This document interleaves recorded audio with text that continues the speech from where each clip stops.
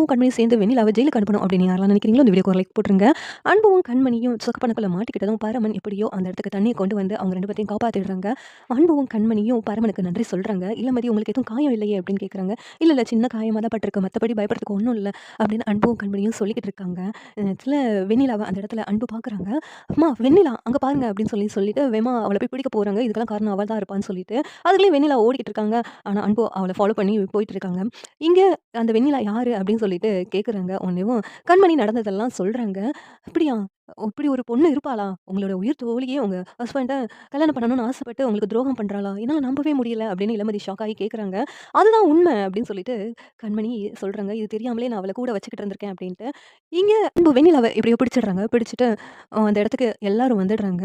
"அம்மா இவ தாம்மா கண்மணிக்கு இப்படி ஆகுறதுக்கு காரணமாவே இருந்திருப்பான்னு நெனைக்கிறேன்" அப்படிங்கிறாங்க. உடனேவும் வெண்ணிலா இருந்துட்டு, "எனக்கு இதுக்கும் எந்த சம்மந்தமும் இல்ல. கண்மணிக்கு ஏதாவது ஆச்சுன்னா, அதுக்கு நான் தான் காரணமா இருப்பேனா?" அப்படின்னு சொல்லிட்டு வெண்ணிலா கேட்குறாங்க. உடனே அன்பு இருந்துட்டு, "உன்ன தவிர இந்த கேவலமான காரியம் யாருடி பண்ணியிருப்பா? நீ நெனச்சிருப்ப, கண்மணி இப்ப செத்து போயிட்டா, அடுத்து அன்பு ஈஸியா கல்யாணம் பண்ணிக்கலாம் அப்படின்னு நெனச்சு தானே இப்படிலாம் பண்ணியிருப்ப. ஆனா, அது நீ கனவுல கூட நெனச்சாலும் நடக்காது. என் கண்மணி இல்லாத உலகத்துல நானே இருக்க மாட்டேன். அப்புறம் எப்படி என்ன நீ அடையலாம்னு நெனைக்கிறது எப்படி நடக்கும்?"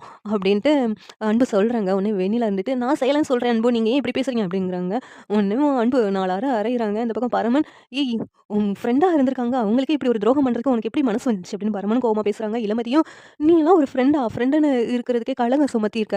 உன்னலாம் ஃப்ரெண்டுன்னு அந்த அக்கா நம்பி ஏமாந்து போயிருக்காங்க. பாவம் அந்த அக்கா." அப்படின்னு இளமதி ஒரு பக்கம் சொல்ல, இங்க சிவகாமி, "அவள சும்மா விடாத. போலீஸ்ல பிடிச்சு குடுத்துறலாம்." அப்படிங்கிறாங்க.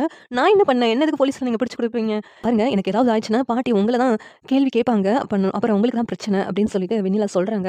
அத கேட்ட அன்பு, "இன்னும் பாட்டி இவள நம்பிக்கிட்டே இருக்கிறாங்கம்மா. இவள பத்தி இவள் சுயரூபத்த பத்தி பாட்டிக்கு நம்ம தெரிய வைக்கணும்." அப்படின்னு சொல்லிட்டு அன்பு சிவகாமிய பார்த்துட்டு சொல்றாங்க. உடனே கண்மணி இருந்துகிட்டு, "இவ்வளவு மோசமானவ என்னுடைய தோழியா இருந்தான்னு நினைக்கும்போது எனக்கு அருவருப்பா இருக்குது." அப்படின்னு சொல்லிட்டு கண்மணி ரொம்ப வருத்தப்பட்டு அழுகுறாங்க. இந்த சீரியல் எப்படி இருந்தா நல்லாருக்கும் நீங்க நினைக்கிறீங்கன்னு கமெண்ட் பண்ணுங்க. இந்த வீடியோ பிடிச்சிருந்தா லைக் பண்ணுங்க, ஷேர் பண்ணுங்க, சப்ஸ்கிரைப் பண்ணுங்க. Thank you.